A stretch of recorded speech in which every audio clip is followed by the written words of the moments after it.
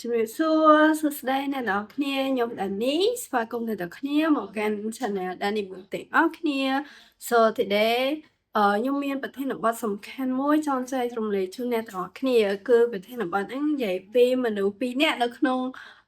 ខ្លួនរបស់យើងអ្នកទាំងអស់គ្នាធ្លាប់មានឆ្ងល់ថាពេលខ្លះយើងចង់បង្កើតទម្លាប់ថ្មីដូចជាការអានសៀវភៅហាត់ប្រាណការធ្វើទម្លាប់ថ្មីច្រើនផ្សេងទៀតណាអ្នកគ្នាប៉ុន្តែនៅពេលដែលយើងចាប់ផ្ដើមធ្វើហ្នឹងវាមានអ្វីមួយនៅក្នុងខ្លួនរបស់យើងមួយទៀតហ្នឹងប្រាប់យើងថាមិនបាច់ធ្វើទេវាពិបាកណាស់វាហត់ខ្លាំងណាស់មើលទូរទស្សន៍វិញមើលទូរស័ព្ទវិញដេកលេងទូរស័ព្ទអីចឹងវាសុបាយជាងអីចឹងអ្នកនរគ្នាអញ្ចឹងខ្ញុំពិតជាឆ្ងល់ខ្លាំងមែនទែនអ្នកនរគ្នាឲ្យតែពេលណាដែលយើងចង់ធ្វើរឿងណាដែលល្អស្រាប់តែមានចិត្តមួយទៀតណាវាប្រាប់យើងថាមិនបាច់ធ្វើអញ្ចឹងអ្នកនរគ្នាចង់ដឹងថាមនុស្សពីរនាក់ដែលនៅក្នុងរបស់យើងនឹងជាណាគេអូខេអញ្ចឹងខ្ញុំនឹងមកប្រាប់អ្នកនរគ្នាគឺមនុស្សពីរនាក់នៅក្នុងខ្លួនរបស់យើងហ្នឹងវាមួយទី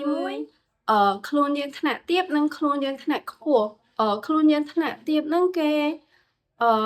បានហៅវាថាជាខួរក្បាលផ្នែកកណ្ដាលឬក៏ខួរក្បាលផ្នែកអារម្មណ៍អ្នកនរគ្នាហើយ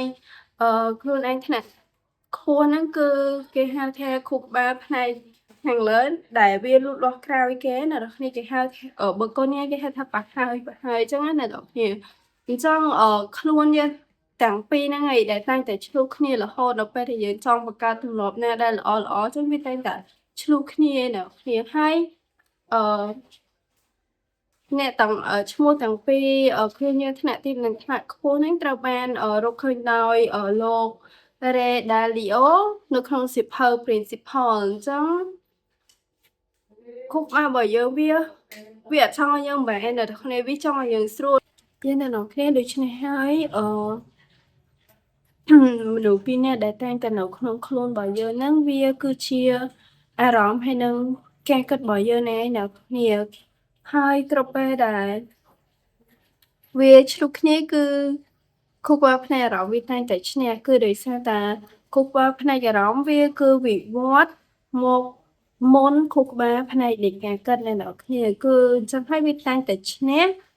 ហើយដោយសារតែវាវិវត្តមុននេះហើយគឺនៅពេលដែលយើងចង់កែប្រែទម្លាប់ណាដែលមិនល្អអ្នកនរវាច្រើនតែបរាជ័យរហូតគឺដោយសារតែខួរក្បាលផ្នែកអារម្មណ៍នឹងឯងគឺយើងដឹងហើយថាទម្លាប់ណាដែលល្អសម្រាប់ជីវិតរបស់យើងដូចជាយើងចង់បង្កើតទម្លាប់នៃការអានសៀវភៅយើងដឹងថាការអានសៀវភៅហ្នឹងវាល្អហើយប៉ុន្តែអាខួរក្បាលផ្នែកអារម្មណ៍ហ្នឹងវាតែងតែមករំខានយើងរហូតហើយវាតែងតែឈ្នះយើងជារឿយៗអ្នកនរគ្នាវាមករំខានយើងធ្វើឲ្យយើងបរាជ័យនៅក្នុងការបង្កើតទម្លាប់មួយហ្នឹងជាដើមវាពិតជាហត់ខ្លាំងណាស់ដូច្នេះគេមើលទូរទស្សន៍ស្រួលខ្លួនហើយសប្បាយចិត្តជាងដូចថាគេ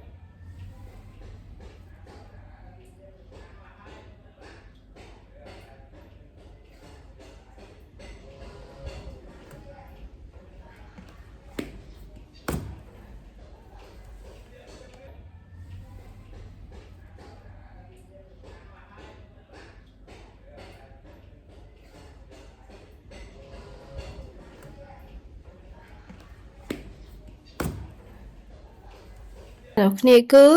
ដំណោះស្រាយនោះគឺយើងត្រូវចាប់ផ្ដើមធ្វើទម្លាប់ល្អម្ដងបន្តិចដោយមិនឲ្យខួរក្បាលផ្នែកអារម្មណ៍នោះវាភ្ញាក់ផ្អើលទេអ្នកនរគ្នាយើងដឹងហើយថាខួរក្បាលផ្នែកអារម្មណ៍នោះវាវិវត្តមុនអញ្ចឹងវាតែងតែឈ្នះអញ្ចឹងនៅពេលដែលយើងចង់កែប្រែទម្លាប់គឺយើងធ្វើយ៉ាងណាកុំឲ្យវាភ្ញាក់ផ្អើលនឹងការកែប្រែទម្លាប់របស់យើងអ្នកនរគ្នាយើងចាប់ផ្ដើមវាម្ដងបន្តិចដូចជាការអានសៀវភៅយើងចង់បង្កើតទម្លាប់នៃការអានសៀវភៅចឹងអ្នកនរគ្នាអញ្ចឹងដំបូងយើង start អានមួយថ្ងៃមួយទំព័របន្ទាប់មកថ្ងៃមួយទៀត2ទំព័របន្ទាប់មកទៀត3ទំព័រចឹងណាគ្នាយើងបង្កើនវាម្ដងបន្តិចឲ្យខួរក្បាលរបស់យើងនឹងវាស៊ាំទៅនឹងសកម្មភាពមួយនឹងសិនតែកាលណាវាស៊ាំហើយទម្លាប់ហ្នឹងគឺយើងវានឹងខ្លាយទៅជាទម្លាប់ឯអ្នកនរគ្នាដំបូងវាអត់តខ្លាយទៅជាទម្លាប់ឯតែកាលណាយើងអនុវត្តវាជាច្រើនជារៀងរាល់ថ្ងៃវានឹងខ្លាយទៅជាទម្លាប់ឯអាហ្នឹងទម្លាប់ល្អប៉ុន្តែបើយើងចង់កែប្រែទម្លាប់អាក្រក់វិញគឺយើង កាត់បន្ថយវាដូចជាយើងចូលចិត្តញ៉ាំរបស់ផ្អែមអញ្ចឹងដំបូងយើងមិនមែនថា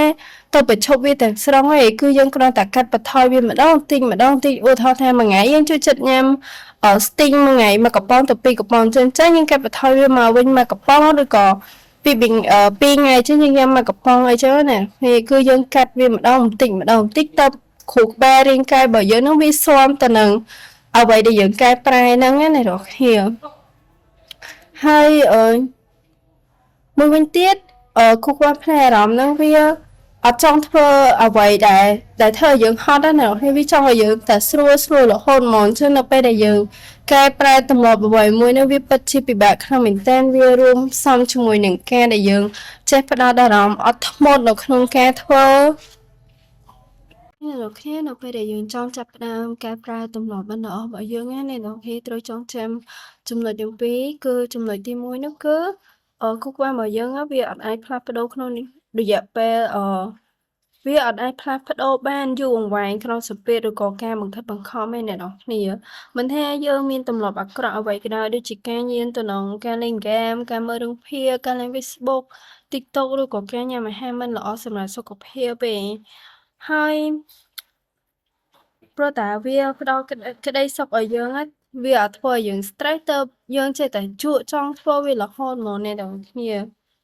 ហើយម្ល៉េះបានជា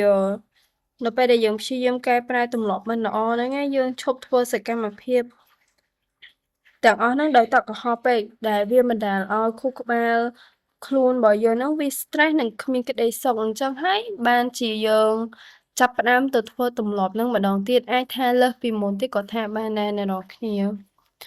ហើយវាច្បាស់ណាស់ថាវាអត់បានយូរអង្វែងទេចុងក្រោយខួរក្បាលរបស់យើងវាស្វែងរកផ្លូវធ្វើឲ្យយើងនឹងមានក្តីសុខវិញហើយត្រឡប់ទៅធ្វើសកម្មភាពចាស់នឹងដដែលជួនកាលអាចថាវាវក់ទៅក្នុងសកម្មភាពនឹងលើសដើមទៀតក៏មានដែរឧទាហរណ៍ថានៅពេលដែលយើងទៅពេទ្យត្រូវបានពេទ្យគាត់ប្រាប់ថាយើងលើសជាតិស្ករអញ្ចឹងតម្រូវឲ្យយើងកាត់បន្ថយការញ៉ាំជាតិស្ករអញ្ចឹងយើងស្រាប់តែមកដល់ផ្ទះភ្លាមយើងអត់ញ៉ាំបាយទេយើងធ្លាប់តែញ៉ាំបាយមួយថ្ងៃ2ចានហ្នឹងមកអត់ញ៉ាំបាយយើងញ៉ាំអីផ្សេងមកជំនួសវិញអញ្ចឹងវាអត់អាចទទួលយកបានភ្លាមៗទេអ្នកគ្នាគឺយើងត្រូវតែកាត់បន្ថយវាម្ដងបន្តិចសិនយើងធ្លាប់ញ៉ាំ2ចានយើងមកញ៉ាំ1ចានសិនទៅបើថាធ្វើម៉េចឲ្យវា balance ទៅនឹងរាងកាយរបស់យើងណាអ្នកនរគ្នាកុំឲ្យអាខួរក្បាលផ្នែកអារម្មណ៍ហ្នឹងវាភ្ញាក់ផ្អើលខ្លាំងពេកតែវាភ្ញាក់ផ្អើលគឺថាចប់មកអ្នកនាងក្នុងការកែប្រែទម្លាប់មួយហ្នឹងហើយចំណុចទី2អ្នកនរគ្នាគឺខួរក្បាលត្រូវការអរម៉ូនដូប៉ាមីនប្រសិនបើជាយើងចូលបម្រើការងារនៅក្នុងក្រុមហ៊ុនមួយគេផ្ដល់ជម្រើសឲ្យយើងជ្រើសរើសជម្រើសទី1គឺក្រុមហ៊ុនហ្នឹងបើកប្រាក់បៀវត្សនៅពេលដែលរយៈពេល12ខែហើយដែលបំពេញការងារគ្រប់5ឆ្នាំទៅក្រុមហ៊ុនហ្នឹងគឺគាត់ឡើងតំណែងស្របតែម្ដងហើយជម្រើសទី2គឺក្រុមហ៊ុនហ្នឹងបើកប្រាក់បៀវត្សទៀងទាត់ជារៀងរាល់ខែហើយនឹងឡើងតំណែងឲ្យអ្នកទៅតាមការងារជាក់ស្ដែងឬសមត្ថភាពផ្ទាល់ខ្លួនតើអ្នកនរគ្នានឹងជ្រើសរើសជម្រើសទី1ឬក៏ជម្រើសទី2ខ្ញុំជឿជាក់ថាអ្នកនរគ្នាច្បាស់ជាជ្រើសរើសជម្រើសទី2ឯងបើទោះបីជាជម្រើសទី1ហ្នឹងវាទទួលបានប្រាក់បៀវត្សច្រើនប៉ិតមែនប៉ុន្តែវារយៈពេល12ខែវាយូរខ្លាំងមែនទែនណាអ្នកនរគ្នាចំណែកជម្រើសទី2វិញគឺប្រាក់ខែរបស់យើងគឺវាបើករាល់ខែហើយយើងឡើងតំណែងឡើងអីគឺតាមសមត្ថភាពរបស់យើងរាល់ខែអញ្ចឹងមនុស្សយើងអត់ចូលចិត្តការអត់ធ្មត់ការរងចាំទេអ្នកនរគ្នាគឺមនុស្សយើងហ្នឹងគឺខួរក្បាលរបស់យើងហ្នឹងណាអ្នកនរគ្នាគឺវាអត់ចូលចិត្តក្នុងការរងចាំទេវាចូលចិត្តចង់ទទួលបានអីដែលភ្លាមលឿនតែម្ដងជាពិសេសគឺក្មេងសម័យឥឡូវអ្នកនរគ្នាបន្ទាប់ពី Gen Z មកគឺថាពិបាកខ្លាំងមែនទែននៅក្នុងការផ្ដោតអារម្មណ៍គឺដោយសារតែពួកគាត់ហ្នឹងគឺមានទូរស័ព្ទនៅក្នុងដៃតាំងពីតូចតែម្ដងណាចង់ធ្វើឲ្យគាត់ញក់នឹងទូរស័ព្ទតែកាលណាញក់នឹងទូរស័ព្ទឯងនៅពេលដែលយើងទៅធ្វើកិច្ចការអីផ្សេងៗច្បាស់ណាស់ថាវាពិបាកនៅក្នុងការផ្ចង់អារម្មណ៍ក្នុងការធ្វើការងារខ្លាំងមែនទែនពិបាកតិចឈប់ធ្វើពិបាកតិចបោះបង់ចោលបណ្ដោយឯអ្នកនរគ្នាគឺវាពិតជាសំខាន់មិនខ្លាំងមែនទែនក្នុងការអផ្លាស់ប្ដូរទម្លាប់មិនល្អហ្នឹងហើយនឹងការបង្កើតទម្លាប់ថ្មីនិយាយរួមទៅទម្លាប់ហ្នឹងវាកើតចេញពីខ្លួនយើងឯងតែកាលណាដែលយើងបដៅខ្លួនអាទម្លាប់អាក្រក់ហ្នឹងវាច្បាស់ជាលេចចេញមកហើយវាអាចធ្ងន់ធ្ងរជាងពេលមុនទៀតក៏ថាបានឧទាហរណ៍ថាយើងធ្លាប់ អឺចូលចិត្តលេង Facebook ច្រើនអីចឹងណាយើងអត់ចូលចិត្តអានសៀវភៅប៉ុន្តែយើងបានកែប្រែទម្លាប់ហ្នឹងមកអានសៀវភៅវិញអីចឹងទៅមានទម្លាប់ល្អវិញប៉ុន្តែស្រាប់តែពេលមួយហ្នឹងយើងហត់ឬក៏យើងបដោយខ្លួនមួយគ្រាចឹងណាក៏ធ្លាក់ទៅក្នុងអានទម្លាប់មិនល្អហ្នឹងវិញទៅនិយាយទៅរួមទៅជីវិតរបស់យើងវាធ្លាក់ចុះឡើងអីចឹងអ្នកថាវាពិបាកខ្លាំងមែនទែនចឹងហើយវាតម្រូវឲ្យយើងត្រូវតែមានសតិគ្រប់ពេលវេលាធ្វើអីក៏ដោយយើងត្រូវដឹងពីផលប៉ះពាល់និងផលប្រយោជន៍ដែលវាផ្ដល់ឲ្យយើងឧទាហរណ៍ថាយើងលេងទូរស័ព្ទតើទូរស័ព្ទហ្នឹងវាផ្ដល់ផលប្រយោជន៍អីខ្លះដែលយើងចេះឥទ្ធិពលវិជ្ជមានអ្វីខ្លះដែលយើងហៅថាពេលណាយើងអានសៀវភៅពេលណាយើងលេងទូរស័ព្ទយើងត្រូវតែចេះបែងចែកវាឲ្យដាច់អ្នកនរគ្នាទៅជីវិតរបស់យើងនឹងវាទទួលបានជោគជ័យទាំងលើការសិក្សាលើការងារអីផ្សេងៗហ្នឹងអ្នកគ្នាដូចខ្ញុំជាដើមចឹងពេលខ្លះខ្ញុំអ្នកធ្វើវីដេអូទាក់ទងទៅនឹងការអានសៀវភៅមែនប៉ុន្តែពេលខ្លះខ្ញុំពិតជាមានអារម្មណ៍ថាខ្ជិលអត់ចង់ធ្វើលេះឲ្យខ្លួនឯងហ្នឹងចាំអាទិត្យក្រោយចាំសប្តាហ៍ក្រោយចាំធ្វើអីចឹងណាអ្នកនរគ្នាយើងពេលខ្លះក៏យើងមានការខ្ជិលដែរប៉ុន្តែគឺអ្វីមួយយ៉ាងដែលធ្វើឲ្យយើងខ្ជិលហ្នឹងគឺគោលដៅរបស់យើងថាយើងចង់បានអីតែកាលណាយើងមានគោលដៅហើយគឺយើងចាប់ផ្ដើមមានសកម្មភាពអ្វីហើយសកម្មភាពហ្នឹងក៏ត្រូវការវិន័យដែរតែកាលណាអត់វិន័យគឺថាចាប់តែម្ដងអញ្ចឹងជាចុងក្រោយក៏ខ្ញុំអត់មានអីទៀតដែរខ្ញុំសង្ឃឹមថាអ្នកនរគ្នានឹងអាចបង្កើតទម្លាប់ថ្មីៗសម្រាប់ខ្លួនឯងនិងផ្លាស់ប្ដូរទម្លាប់អាក្រក់ទម្លាប់ដែលមិនល្អនឹងចោលបន្តិចម្ដងនោះនឹងយើងនឹងអាចកែប្រែវាបានដែរអ្នកនរគ្នាកុំតក់កុហលពេកតក់ពេកបំពង់ណាអូខេ goodbye អរគុណអ្នកនរគ្នាសម្រាប់ការស្ដាប់វីដេអូរបស់ខ្ញុំហើយបើសិនជាចូលចិត្តសូមជួយចុច like subscribe ម្នាក់មួយគ្នាអរគុណបាយបាយ